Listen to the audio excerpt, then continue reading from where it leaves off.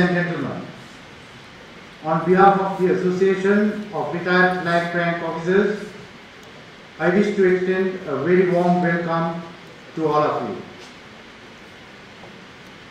I wish to specially welcome Mrs. Ranjani Pereira, her sons Khavan, Dinesh and Captain Dhruvi and all members of their family. Honorable Sarath Veerasekara, Deputy Minister of Labour, the Commander of the Army, who will be joining us later, Commander of the Navy and the Commander of the Air Force, you are our leading lights. Without your support and benevolence, we could not have progressed this far. I extend a very warm welcome to you all. Senior officers of the Defence Services, distinguished guests, ladies and gentlemen, you have come in such numbers, and that in itself is an expression of your solidarity with us. I welcome you wholeheartedly. Ladies and gentlemen, the ceremonial procession will be entering the hall now.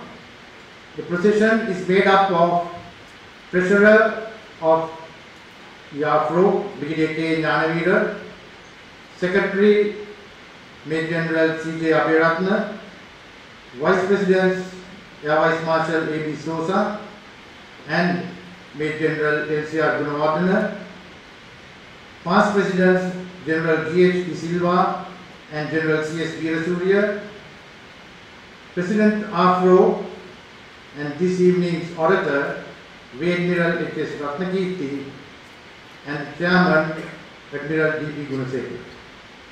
Please rise, ladies and gentlemen.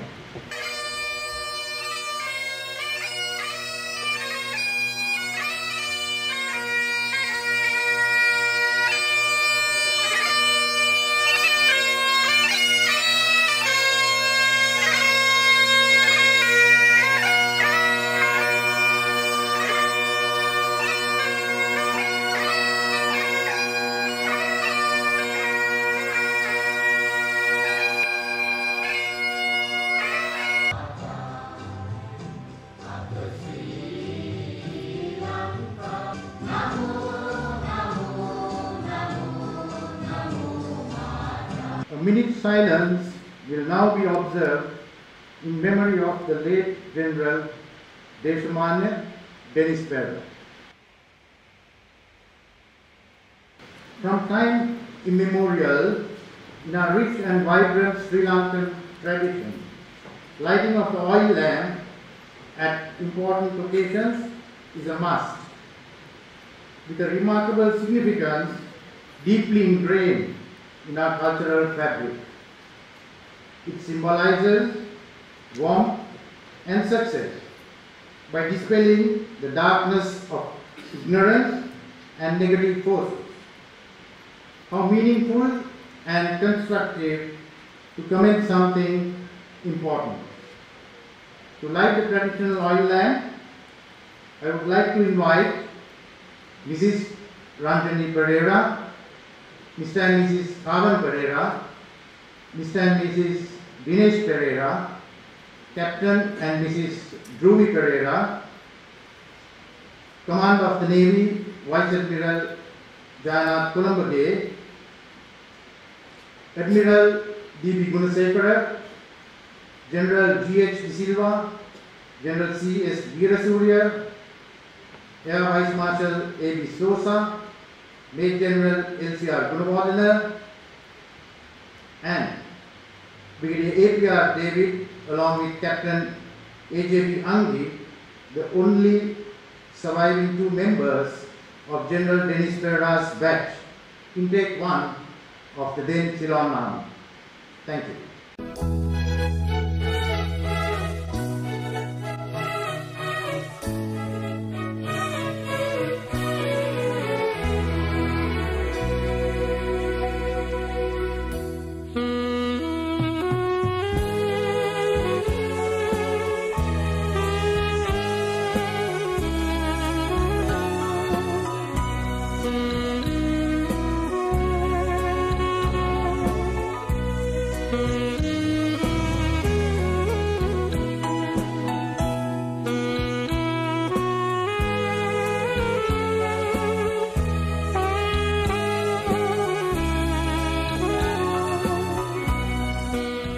Ladies and gentlemen, General G.H. De Silva will now call the late General Deshamania, Dennis Pereira's photograph, and Mrs. Ranjini Pereira will place a floral tribute.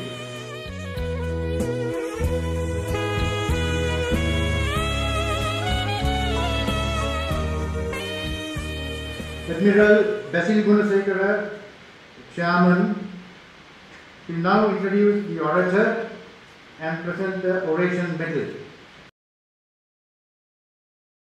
Mrs. Dennis Pereira, Kavan, Dinesh and Ruvi, distinguished guests, ladies and gentlemen. On behalf of the members of the Association of Retired Flag Rank Officers, may I warmly welcome you to this inaugural memorial oration of General Desamana Dennis Pereira. General Dennis Pereira was instrumental in the formation of this association 17 years ago, and he was the founder president for the first 3 years. On completion of his term of presidency, he continued to be on the executive committee until he passed away. It is most appropriate and fitting that the incumbent president, Rear Admiral Ratnakirti, organized this important event to coincide with General Pereira's 83rd birth anniversary. I first met General Dennis Pereira in an air raid shelter in London 63 years ago. We both went there not to take shelter from anything, but to have a hearty Sunday lunch. This was not long after World War II, and all air raid shelters were not demolished at that time. A man called Simon Signo, an enterprising Sri Lankan, had refurbished this shelter and opened the only Sri Lankan restaurant at that time. We thrived on customers like Dennis and myself, whose pockets did not bulge much. At the time, Dennis was at the Royal Military Academy Sandhurst, a cadet, and I was an acting sub-lieutenant at the Royal Naval College, Greenwich. We had a long chat while lunching and left promising to meet again. This meeting never took place in the UK as our colleges were wide apart. On return to Sri Lanka, we kept up our friendship with occasional meetings, mainly at sports events and at social events. 20 years or so passed by, with both progressing well and reaching the top of our respective services almost together. It was then that we had to work together and come to know each other closely. I admired many of his fine qualities. I do not intend elaborating on them apart from saying he was an outstanding officer, a devoted husband, and a loving father. I remember General Pereira once telling me that the first thing he did every morning was to brush his little son's teeth.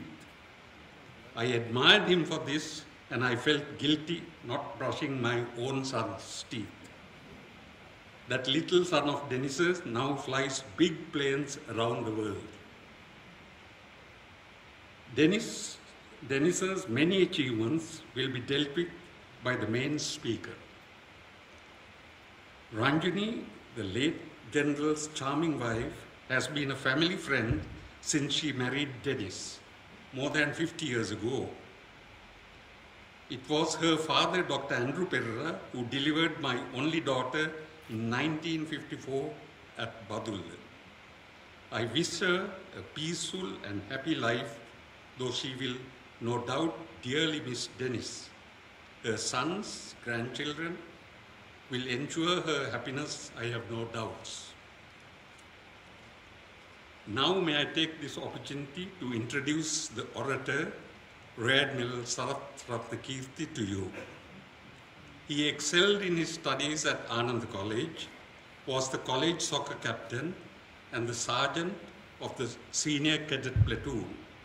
I was mainly responsible in recruiting him to the Navy as an officer cadet in 1971, straight from school. He has never given me cause to regret it. He had a very successful and colorful career in the Navy and was a naval gunnery specialist, passed out of Staff College and the National Defense College, New Delhi. He commanded all naval areas during his naval career and was finally promoted Chief of Staff. He retired in 2008.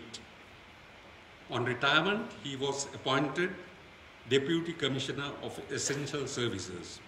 He is presently on the Presidential Task Force dealing with resettlement, development, and security of the Northern Province. He joined AFRO in 2008 and was appointed President in 2012. In a short time, he implemented new ideas that benefited the organization vastly. He has a charming personality, quiet and mild in his manners. He had the patience, enthusiasm, and will to make this oration a reality. We must thank him for it. Ladies and gentlemen, I'm pleased to award the inaugural Oration Medal to Rear Admiral Sarath Ratnakirti. Thank you.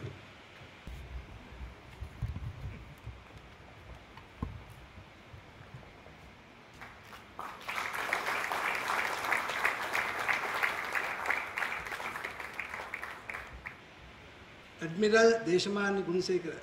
Thank you, sir. Good evening, ladies and gentlemen. Heights by great men reached and kept were not attained by sudden flight. They, while their companions slept, were toiling upwards in the night. Honored guests, ladies and gentlemen, it's my privilege today to present to this prestigious assembly the life and times of a great son of Sri Lanka, General Deshamani J.E.D. Perera. Popular and well loved by all who had the good fortune to get to know him, hear about him, to live in contemporary times with him, General Joseph Everard Dennis Perera is immortal. I propose to spend some time with you to document his place in history. His life spanned a glorious 83 years in a critical time in our nation's story. And I will do my utmost to do justice to his record of achievement. Born on 10th October 1930, to a family of wealth and good fortune, General Dennis had his education at St. Peter's College, Colombo. He soon excelled in both academics and sports, especially in athletics, rugby and tennis. On his 19th birthday, he joined the Ceylon Army as an officer cadet in the first batch of recruits for training in the Royal Military Academy, Sandhurst, in the United Kingdom. On successful completion of training in 1951, he was commissioned as a second lieutenant in the Ceylon Engineers Regiment. It was destiny's plan for him that he was the first officer trained at Sandhurst to join the Ceylon Engineers. He brought to his staggering assignment a great deal of commitment, dedication, and competence, and earned his promotions with ease. His senior officers observed his outstanding performance and suitability for senior ranks. Accordingly, was promoted to the rank of Lieutenant Colonel on 1st October 1969, Colonel on 31st January 1973, Brigadier on 5th August 1977, and Lieutenant General on 14th September 1981. During these years, he held many distinguished appointments, ranging from his regimental positions to becoming the Chief of Staff of the Sri Lanka Army. He was appointed commander of the Sri Lanka Army on 14th October 1977. General Dennis continued to serve Sri Lanka on retirement. He was appointed High Commissioner of Sri Lanka in Australia with accreditation to New Zealand and the islands of Fiji. On his return from this tour, he was appointed head of the Defence Review Committee.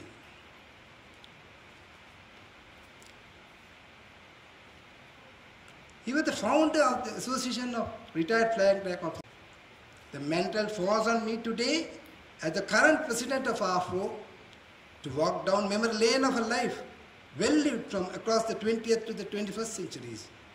Pick up the gems and weave it into an armor of vision and futuristic goals for the well-being of the lowly new recruit to the armed forces, to the highest and the noblest high-ranking triple service officers. Ladies and gentlemen, General Dennis Pera's influence permeated military life and became a model for nation building too. He was a self-taught personality, a self-disciplinarian, a model of strength and character. He had many training opportunities across the world at prestigious military institutions, and his learning far exceeded what was taught. This is how he was able to recognize the countless milestones on the highway to progress.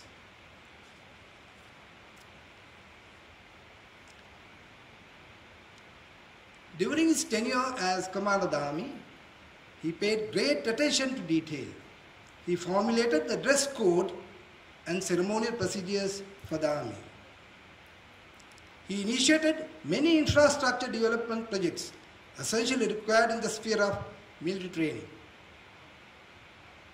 The high watermark of his vision towards training was the establishment of the Sri Lanka Military Academy and General Sir John Kotelawala Defence Academy. He was appointed the first chancellor of this institution when it was upgraded to university status. Through these numerous small steps, he became a great pathfinder for the fledgling nation state of Ceylon in its transformation to become Sri Lanka. This he set out to consciously achieve and propagate through two major initiatives, namely training and discipline. Ladies and gentlemen, my oration today is focused on training and discipline, two aspects of very dear to General Dennis Pera. Training is the hallmark of the armed forces.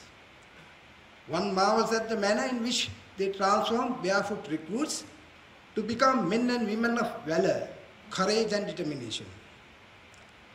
Training is the constant companion of a person's growth and development.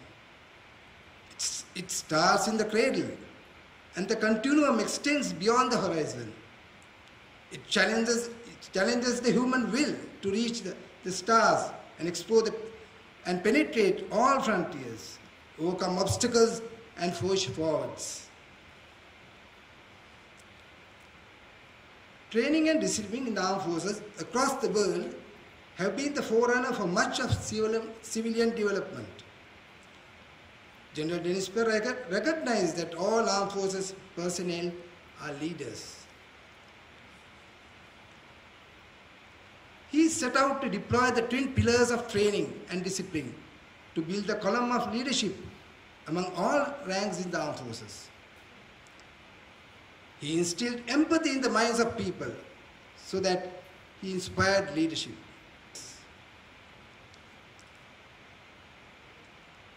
Training and discipline are two phenomena that act like catalysts to produce leadership in a sequential manner based on the belief that leaders are born and can also be made.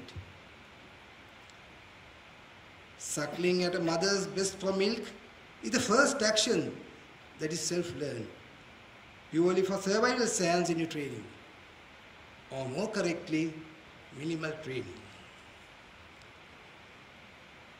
From there onwards, from the cradle to the grave in mankind, it's a case of either learning by intuition, by imitation, or depending on a third party to teach, which is the home turf of training. Training in that sense becomes the one and only way either to learn a new action from the start or to make perfect an action already learned. The quantum of training needed to this process varies from individual to individual. It cannot be generalized that one can master anything to perfection by training alone, as there are other contributing factors like aptitude, attitude, and inherent ability, which may be called talent. Training can take one a fair distance in the process of learning new strategies. It will be very easy to train a person to play a musical instrument if blessed with a musical ear. So it will be to teach one singing or dancing. As the famous saying goes, if you can walk, you can learn to dance. But the time to learn will be dependent on having or not having a core of talent in that regard. Ladies and gentlemen, it's a foregone conclusion that training is the most important ingredient to progress from good to better to best, irrespective of whatever one does. The popular saying is, practice makes us perfect. This is why training can be considered an art mostly taught scientifically, as in battlefield needs, and at times taught artistically when it comes to dancing and music. There are instances that one can train even without the involvement of a third party, provided one is aware of the context of that action. This is why a marksman will kneel down and remain in the same position for long periods, training to maintain a steady posture during shooting. This is where leading to self-discipline comes into the training arena. There are instances where groups of people do joint training, particularly in sports activities like rugby, football, basketball and netball, to master interactions among players depending on their particular roles. Group training also could be with or without the involvement of third parties, and the coach trains either a single person or a team. Training is diversified and multifaceted, but can be broadly categorized into mental and physical training. Physical training incorporates virtually all the actions and vocations a living person can perform. It could be athletic training, speech training, vocational training, clerical training, to mention a few. And the training that service personnel are familiar with is military training. This at the beginning is referred to as basic military training, thus leaving room to include advanced training at later stages. Mental training is the development of cognitive and aesthetic needs, which occupy the fourth place in the hierarchy of needs, according to a great education psychologist, Maslow. The ability to concentrate, the ability to think logically, the ability to sustain interest, and the ability to learn, and the ability to change according to what one learns are the positive spin-offs of mental training. If an egg is broken by an outside force, a life ends. If an egg breaks from within, life begins. Great things always begin with within. Similarly, mental training should essentially be from an inside-out approach and not vice versa. Divergent thinkers become creative and innovative individuals. General Dennis Ferrer was one such bold and fearless divergent thinker with the capacity to inspire others to think and act strong and determined. We are the proud beneficiaries of the path he carved out on virgin ground of Sri Lanka. Today, as we create our niche in the world fora in many disciplines, ranging from military skills to lowly farming, we owe his thinking and implementation a deep debt of gratitude. Training and discipline are two interwoven processes, closely twined, creating the difficulty of identifying which precedes which. The best example is military training and military discipline. Military training is the process that is instrumental in transforming a raw civilian into a serviceman, whether it's in the Army, Air Force or the Navy. It's globally accepted that service personnel are disciplined. It is also an accepted fact that all service personnel are well trained. The inference is that all service personnel are disciplined and trained, are more correctly trained to be disciplined. This does not in any way mean that there are no civilian counterparts who are trained and disciplined, but as a rule of thumb, we can't afford to have an ill-disciplined serviceman who is not trained. Ladies and gentlemen, the starting point in anyone's military career is training.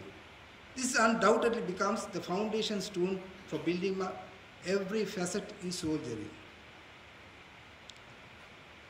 Discipline is defined as the ability to make and keep promises and to have commitments.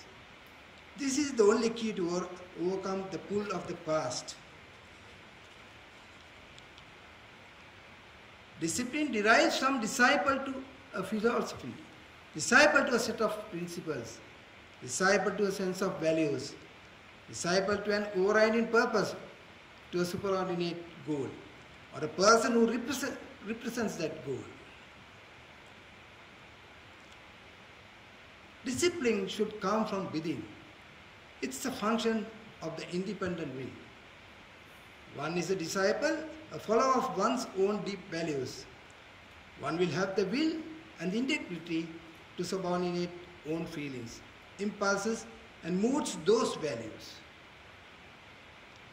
Self-mastery and self-discipline are the foundations of good relationships with others. Self-love is a forerunner to other love. If one does not know one's own self, with no control of self, it is very hard to like one's own self. This is why the biggest drawback in mankind is the lack of discipline. This is the philosophy propagated by great intellectuals as well as social workers such as Mother Teresa. Mental, physical, emotional, and spiritual are the four intelligences. Vision, discipline, passion, conscience are the manifestations of the four intelligences. Vision is seeing with the mind's eye what is possible. Discipline is paying the price to bring that vision into reality. Discipline arises when vision joins with commitment. The opposite of discipline is indulgence, sacrificing what matters most in life for the pleasure or the thrill of the moment. Passion is the desire and the drive that sustains the discipline to achieve the vision. Passion arises when need overlaps talent. Conscience is the guiding force to vision, discipline, and passion. Vision is the first creation, and discipline is the second creation that makes something happen. Discipline defines reality and accepts it.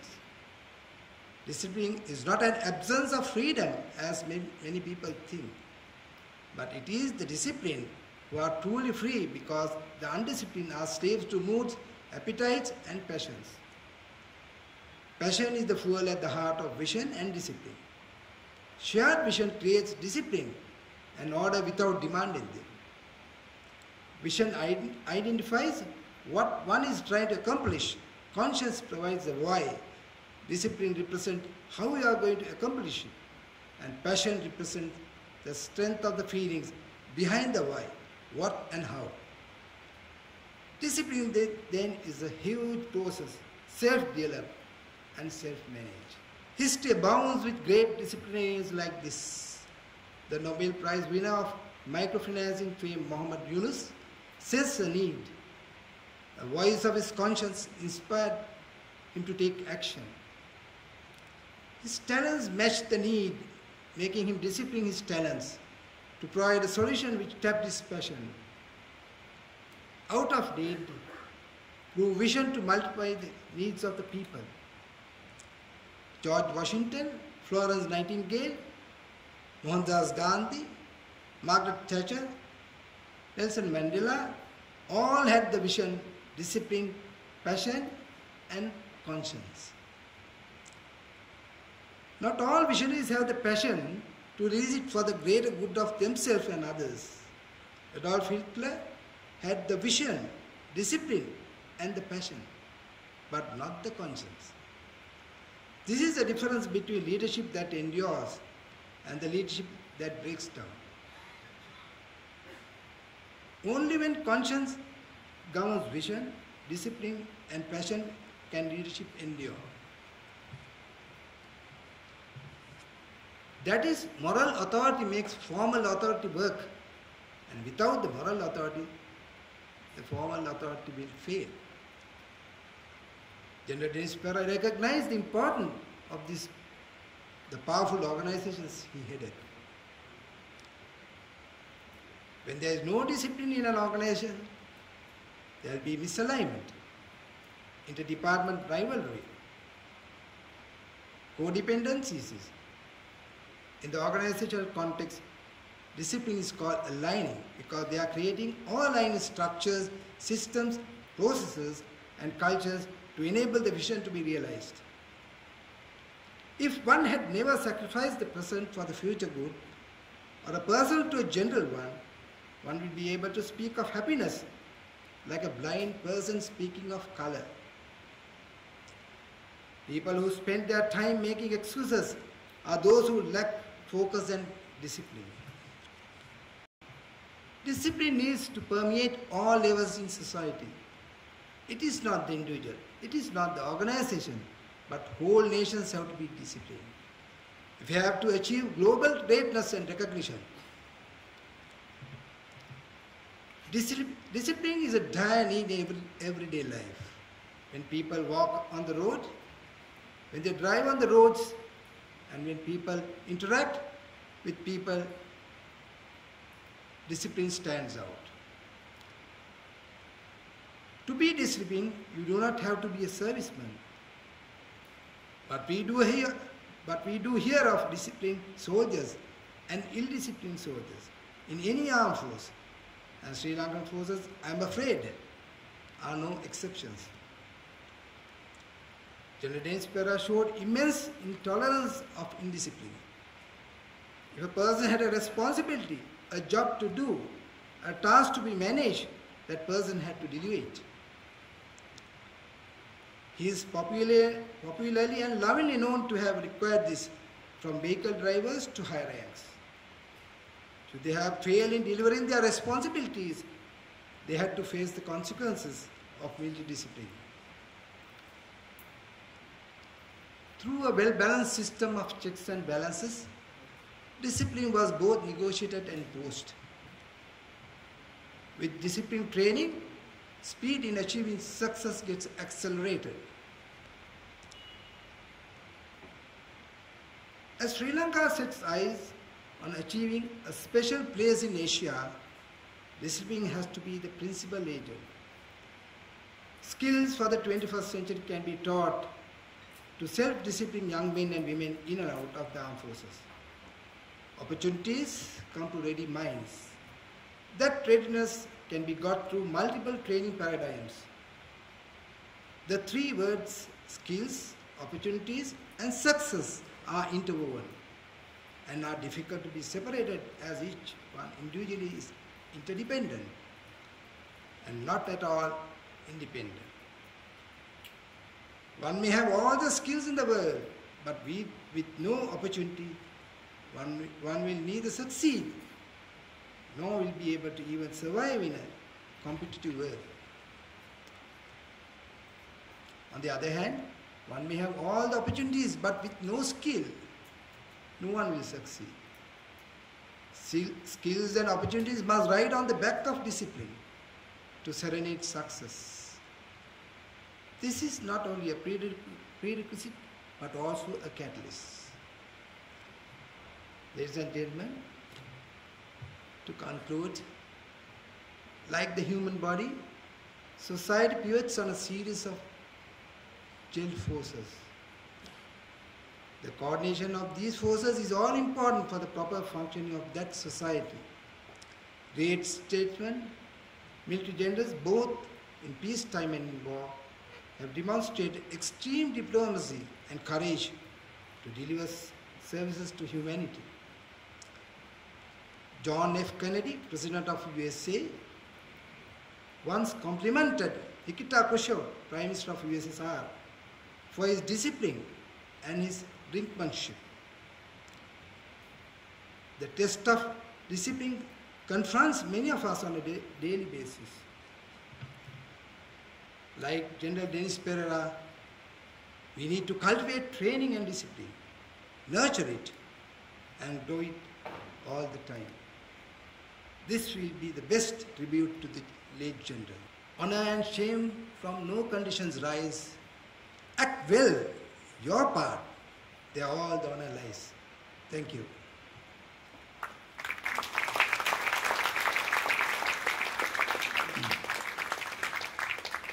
Ladies and gentlemen, I have to share a special thought with you all. This oration is a groundbreaking event for AFRO. Many high-ranking officers gave their maximum support to make this event a reality. I wish to make special note of General Kamal Fernando and his wife Ruby, General Tilak Kendrali, who helped me to swim upstream against all currents. And last but not least, my beloved wife Aruni was a tower of strength to me throughout this venture. It's a very rare opportunity for one to get a chance to deliver a memorial oration. I am sure the esteemed audience which has gathered here today would have gained immensely from the oration, engulfing the late General's pet topics. Rear Admiral H.S. Ratnakirti, thank you very much, sir. As a proud nation, having a rich culture and a history of over 2,500 years, it is customary that those who have contributed should be paid due gratitude, since everyone's effort is equally valued in achieving a common goal to make a difference. I would now cordially invite the Secretary of AFRO, Major General Chandra Abeyratne, to propose the vote of thanks. Admiral Chairman, sir, our distinguished orator, Rear Admiral Sarath Ratnakirti, Honorable Sarath Veerasekara, MP and Deputy Minister of Labour, Commander of the Navy, Vice Admiral Jayanath Kolambage, Chief of Staff of the Army, Major General Prashanta Silva, Mrs. Ranjani Pereira and members of the family, senior officers of the Army, Navy and Air Force, fellow members of the Association of Retired Flag Rank Officers, distinguished guests, ladies and gentlemen. As Secretary of AFRO, it is my proud privilege to propose the vote of thanks on this prestigious occasion where we have gathered to celebrate the life and service of an officer and gentleman of rare breed. The late General Deshamanya Dennis Pereira, VSV, D.Lit, honoris causa, in his day strode the military arena like a colossus. Today, we have endeavored to honor him in the best possible way. I thank the President for his singular honor bestowed on me. I am certain that you would have found this evening's oration most informative and enlightening. The many insights into the life and service of this great general and his unbeatable record of achievements would surely have brought a hint of nostalgia to many of us, the more senior members who had the privilege of working closely with an officer of such distinction. The late General himself would have been gratified to know that we still appreciate his pioneering effort to engender leadership through training and discipline. Rear Admiral Sarath Ratnakirti, sir, today you have set a new target for the up and coming generation of officers who aspire to higher command. You have given them something to set their sights on. Thank you for your brilliant discourse. You have certainly done justice to the memory of a great son of Sri Lanka. Vice Admiral Columbage, we appreciate your being here with us this evening, in spite of your many engagements. Your presence has not only encouraged us, but also added glamour and color to the event. I take this opportunity to thank you personally for the ready assistance and cooperation extended to AFRO at all times. You have never failed us. You have never said no to us. Thank you, sir. Admiral Columbage, we owe you a great debt of gratitude. You made available to us all the resources at your command for this event. Your expression of solidarity with us in hosting this event is certainly worthy of special mention. It was indeed a magnanimous gesture of your part to ensure the fullest cooperation of your staff, the technical personnel, the Navy Band and catering services, all of whom provided the required facilities and attended meticulously to every detail. Their dedication, commitment and desire to please us was unbelievable. To you, sir, we extend a warm thank you and sincerely appreciate your. Madam Ranjini Pereira, Kavan, Dinesh, Dhruvi and other members of the family, we thank you for your gracious presence and kind participation at this function. We trust that you are pleased that we have endeavored to give honor where honor is due. Our thoughts and blessings are with you at your time of grief. May the late General rest in peace and enjoy the benefits of his labor in the great beyond. Before winding up, I would like to pay a tribute to each and every member of the Executive Committee, who spared no pains to make this function the success it was. A load of credit is due to our President, Rear Admiral Sarath Ratnakirti. The concept of a memorial oration to honor and cherish our founder President was his and his alone. He relentlessly pursued this idea against all odds of time and space to have this event on the late General's birthday itself. Many were the misgivings as to whether a relatively small organization like AFRO can pay an adequate tribute to a military colossus like the late General. Admiral Ratnakirti, I think you have proved that small is not only beautiful but can also be great. Sir, I thank you for your leadership and dedication to the cause. AFRO is possibly the least significant of the late General's many and varied creations.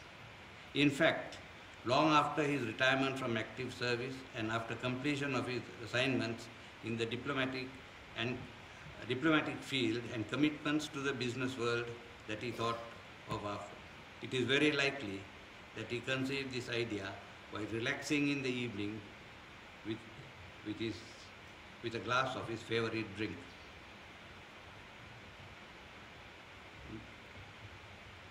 Please note that Rear Admiral Ratnakirti's oration may be viewed on YouTube. Thank you all, and I wish you a very good night. Ladies and gentlemen, that brings us to the conclusion of proceedings this evening. The President of AFRO invites you for light refreshments. Please kindly rise and remain standing until the procession leaves the hall. Thank you.